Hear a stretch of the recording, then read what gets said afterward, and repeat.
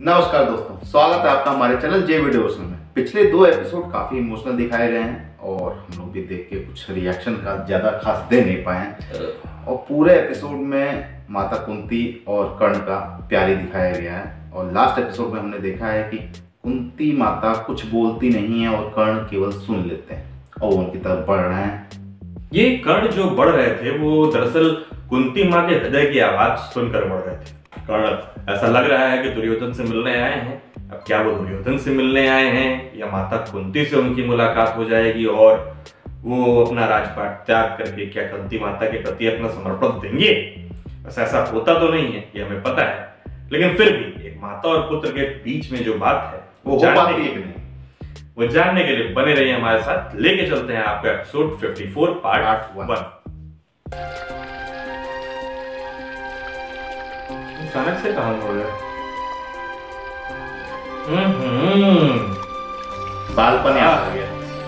जब शुरुआत में माता कुंती आती हैं हस्तिनापुर में, पांडु और माता कुंती के लिए उन्होंने कमल बरसाए थे। नहीं, शुरुआत में विवाह करके जब आते हैं। हाँ, वही तो बता रहे हैं, पांडु और माता कुंती के लिए कमल उन्होंने बरसाए थे।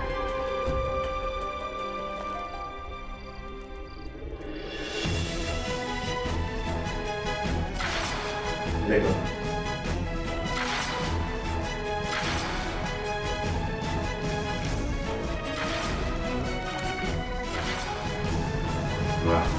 इन्होंने भेजा था तो कमल के फूल थे।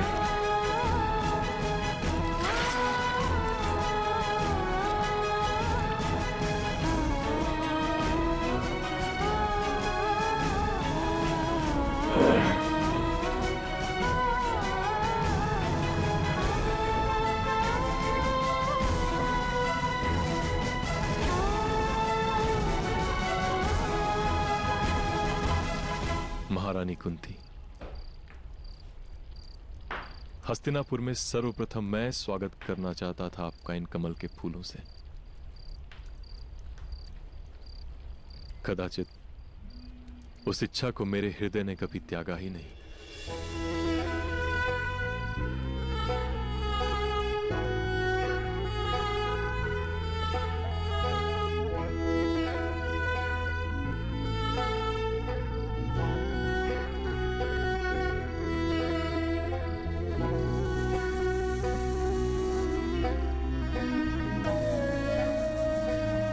जब भी कमल के फूलों को देखता हूं, वही दृश्य याद आ जाता हो।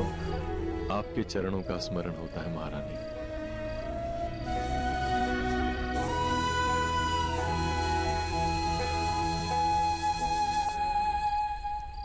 यदि आप इस प्रकार मौन खड़ी रहेंगी तो मुझे ऐसा प्रतीत होगा जैसे आपने इस फूल को स्वीकार नहीं किया महारानी। परंतु फूल केवल ऋषि और ईश्वर के चरणों में ही चढ़ाए जाते हैं। मैं इसके योग्य नहीं।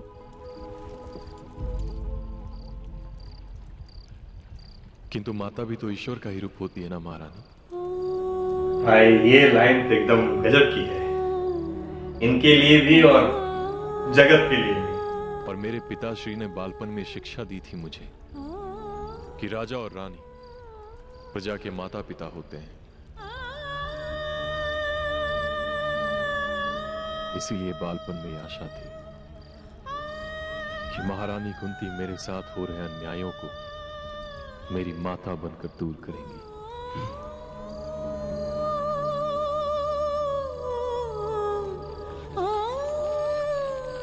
समाज के भय से जब मेरी माता ने मेरा त्याग कर दिया हो तो किसी और से क्या अपेक्षा रखूं? ये बोल उनके लिए रहे हैं, इनको लग अपने लिए रहा है। दो अर्थी हो गया तो भाई। तात्पर्य? अभी अभी मेरी माता ने मेरे साथ राजभवन में वास करने से मना कर दिया है महारानी। चलो, क्लियर हो गया है तो। प्रणिपात।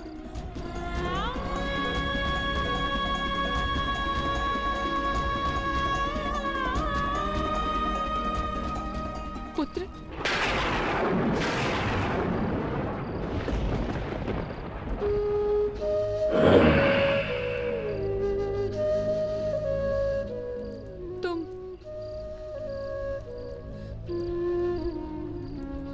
मुझे अपनी माता समझ सकते हो?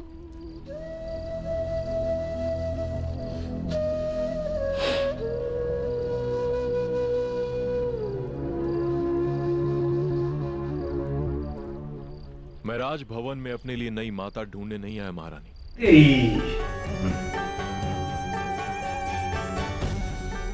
मेरी माता ने मेरा त्याग किया है। मैंने मेरी माँ का त्याग नहीं किया।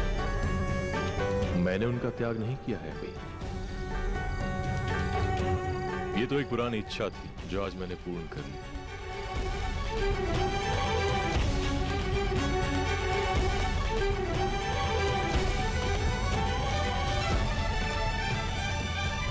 और वैसे भी अपने परम शत्रु की माता को अपनी माता कहकर मैं अपनी शत्रुता की अग्नि को ठंडी नहीं करना चाहता। भाई साहब, क्लास 1 रिवेंज है। दुश्मन माने ही है। हाँ, तो शत्रु बोल दिया भाई। शत्रुता क्यों पुत्र? मैंने देखा तुम्हें क्रीड़ांगन में। अद्भुत योद्धा हो तुम। तुम और अर्जुन एक जैसे धनुर्धर हो। एक जैसे नहीं,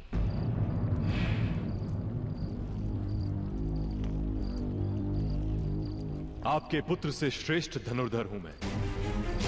ये यार, और इसीलिए शत्रुता है। आज क्रीड़ांगन में जो स्थान अर्जुन को प्राप्त हुआ वो मेरा है। साडा हक कैसे रख। और जिस स्थान पर आप बैठने जा रहे हैं उस स्थान पर मैं कभी नहीं बैठना चाहता।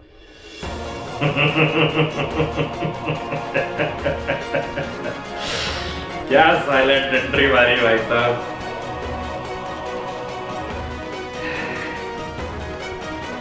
टर्न कर दिया पूरा, मुंह से नहीं घुमा दिया। कुमार दुर्योधन के चरणों में मेरा कोई स्थान नहीं। अर्थात मुझे आपकी ओर से स्पर्धा है, पर आपको मेरी ओर से कोई स्पर्धा नहीं।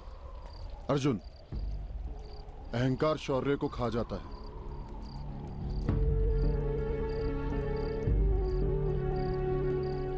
जैसे पारा सोने को खा जाता है। ये बात आप वास्तव में भ्राता अर्जुन से कह रहे हैं या अंगराज कर्ण से? अंगराज से कहने का क्या लाभ नकुल? पारा सोने को खाता है, लोहे को नहीं।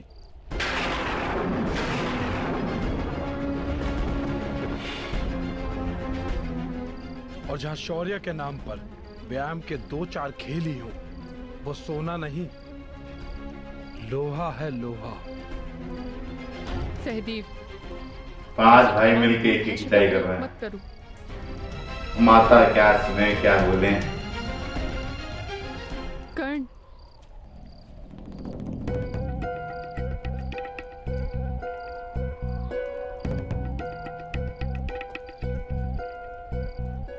अंगराज कर्ण तुम्हारे ज्येष्ठ भ्राता जैसे हैं।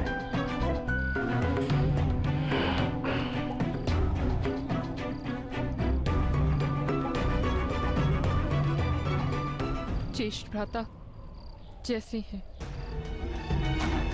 माता तो हमेशा यही शिक्षा दी ना, दुर्योधन तुम्हारे ज्येष्ठ भ्राता जैसे है, फलाने तुम्हारे ज्येष्ठ भ्राता जैसे है। अवश्य माता, हमारे ज्येष्ठ भ्राता दुर्योधन जैसे ही हैं, अंगराज भी। वही घमंड, वही अज्ञान। ठीक जाना माता, वैसे ही कोई भेद नहीं माता। हमारे शस्त्र भी कोई भेद नहीं करेंगे। अर्जुन, मर्यादा रखो। अंगराज, आप पधारिए। हमें ना ही आपसे कोई क्रोध है और ना ही कोई प्रतिस्पर्धा, परंतु मुझे है। क्रोध का कारण भी और प्रतिस्पर्धा का भी। अपने जन्म को आभूषण की तरह पहनने वाले राजकुमारों, स्मरण रहे, वास्तविक रणभूमि में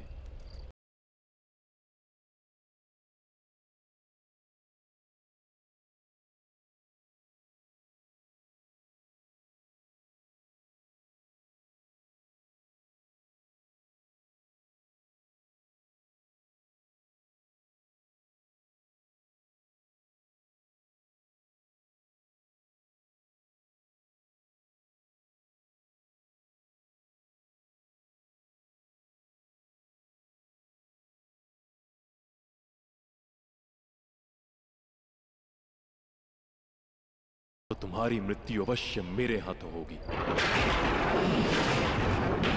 भाई पर भाई टूटेंगे, ये मेरा वचन है। मेरा वचन ये शासन। एक बार वचन निकल गया तो महाभारत है।